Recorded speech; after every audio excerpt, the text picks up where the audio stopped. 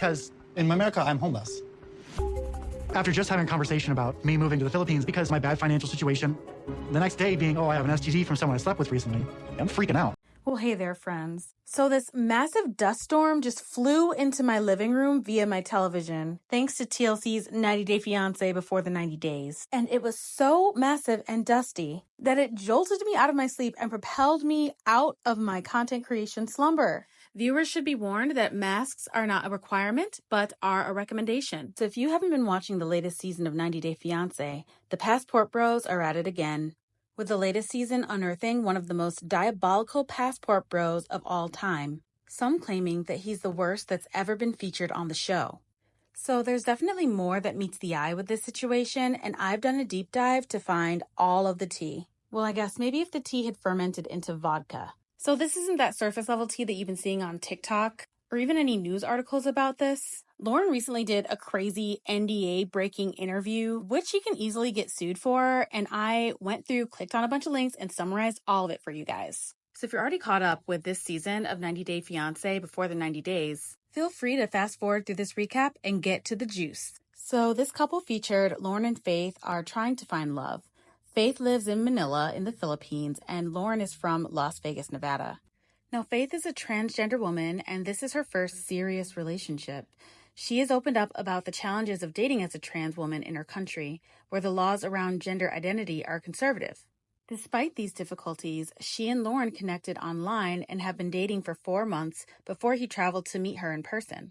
Faith dreams of a better life for herself and works really hard. She's a model employee at her hotel and is a very diligent worker. She has a loving community of friends around her who support her every step of the way.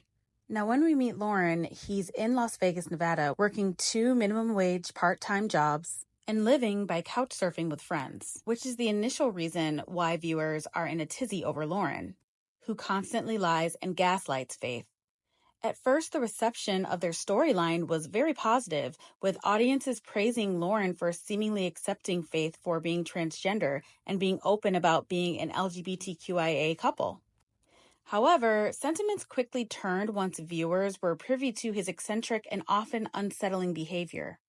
Before even meeting Faith in person, Lauren raised eyebrows by preparing for his trip by sweating in his bathroom while cooking Filipino dishes. He then presented Faith with a 40-page girlfriend test, which many fans found odd.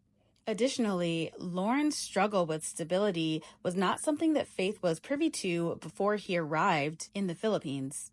Once there, Lauren revealed to Faith that he arrived unemployed, homeless, and financially broke, coming to the Philippines with only $46 to his name.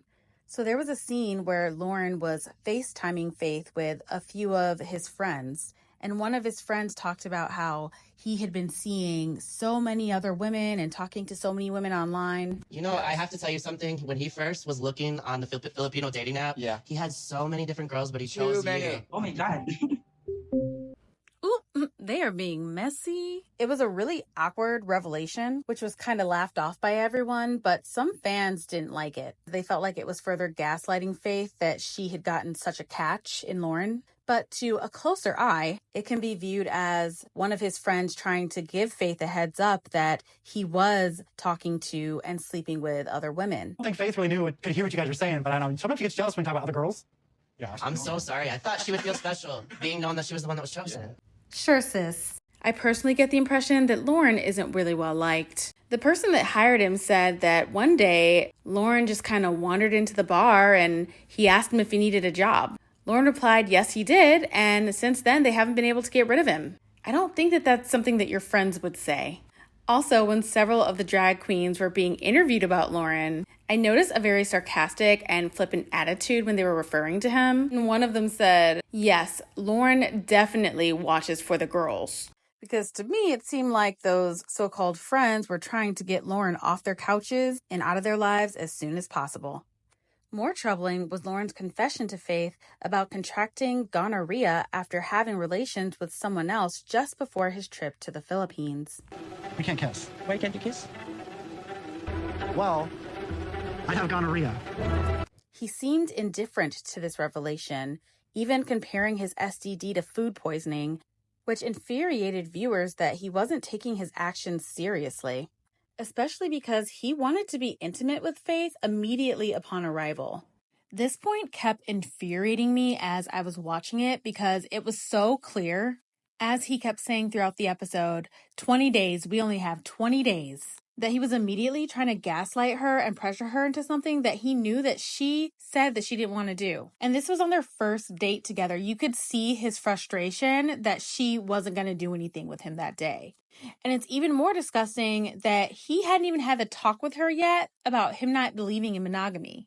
And also that he had been sleeping with other people during their entire relationship.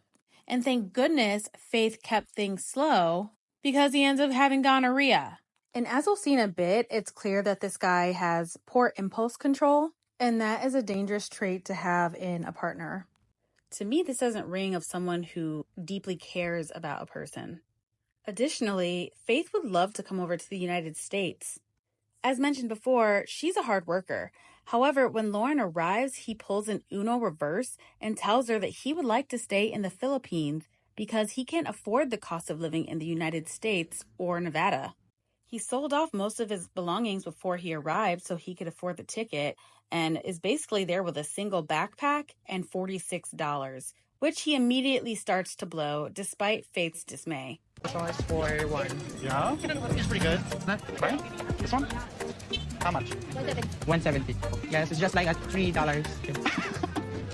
You need to be careful because we need to spend your money in a good way. I know. It's very special for me because, I never had a man buy me things. Sige po, salamat po. But he's just said he's no money and now he's spending like crazy at the market. He seems very impulsive. That worries me about our future together.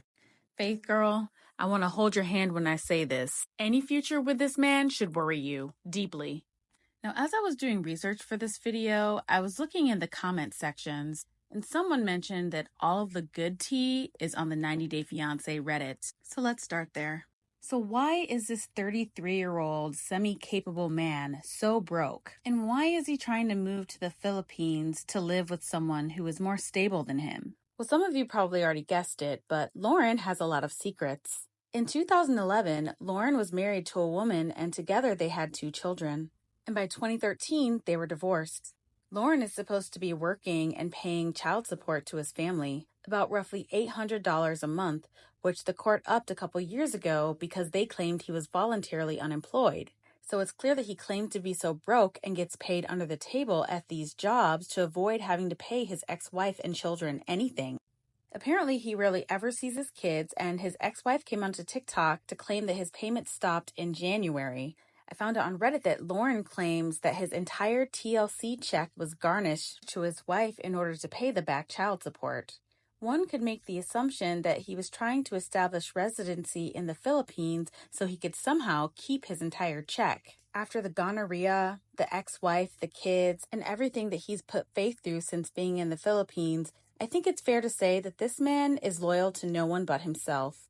Additionally, Lauren has also been banned from the largest 90 Day Fiancé subreddit, including most 90 Day Fiancé subreddits, for making what some fans are calling vile and abhorrent comments about America, white people, his ex-wife, and women's bodies. Lauren chose to interact with fans during a Reddit AMA, which stands for Ask Me Anything. The concept is that notable figures open themselves up to comment sections of a particular forum and provide fans with personal/direct replies to the questions. Well, on September 5th, Lauren did just that. During his discussion with fans, things took a nasty turn, literally, when the 90 Day star started making comments about rotting, smagina sweat, and a bunch of other gross things that I would rather not talk about. Something else that's been pointed out is his spelling that doesn't really go past a 6th grade level. Also, recently, Lauren did an interview full of NDA-breaking moments and awful statements. His words came across as transphobic, homophobic, and sometimes abusive, so I won't be covering those details directly. Instead, here's a summary to spare you from having to watch it yourself, because we don't want to give this guy any more attention than he already has. So, some additional ex-wife and child support drama that was spilled is that Lauren claimed that his ex-wife suggested he go on the show and said that she took all of the money after. This seems like unpaid child support more than anything else, and Lauren paints her in a bad light. Apparently going on the show was his get out of jail free card because he was getting really, really close. Lauren's bitterness towards his ex-wife runs deep. He blames her for all his financial problems, claiming she's the reason he was broke and had to go on the show. It's clear, though, that his unpaid child support and financial irresponsibility are at the heart of the issue. He repeatedly talks about how much she ruined his life, but this lady clearly dodged a major bullet by getting out of this relationship as soon as she possibly could. He spends a lot of time discussing certain acts and what excites him, which is both inappropriate and irrelevant.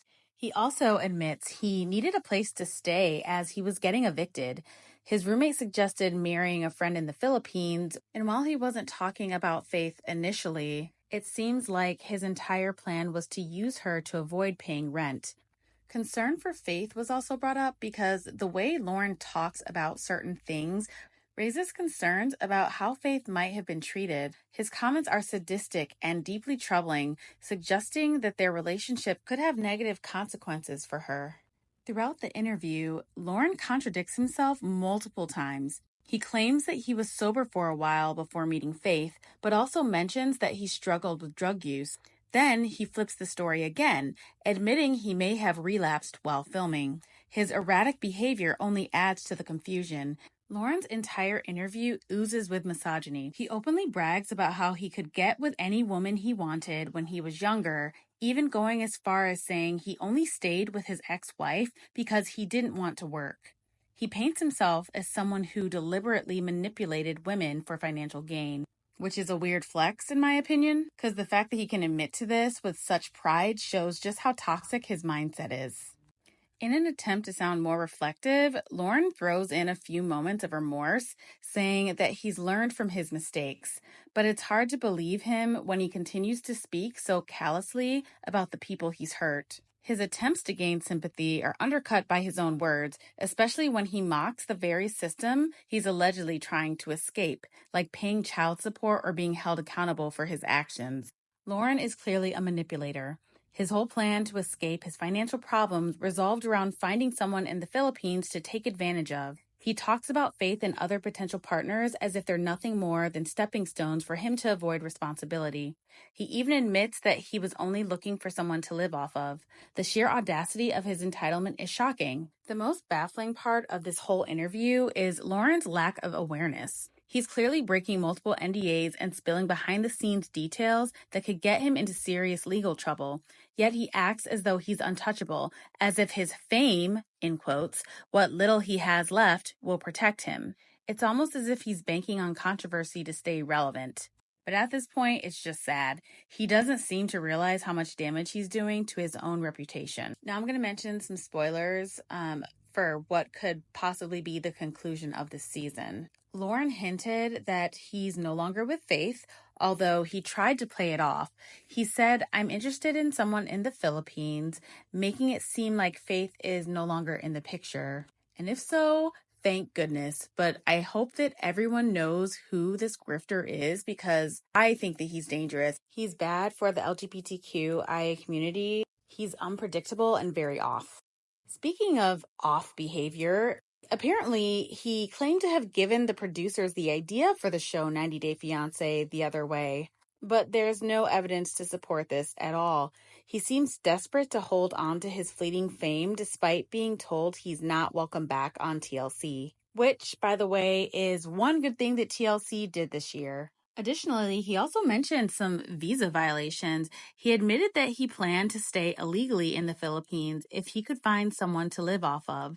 Lauren even mentioned planning to claim sanctuary and work illegally under the table, showing that he was never in it for love. He wanted a free ride, which we all knew.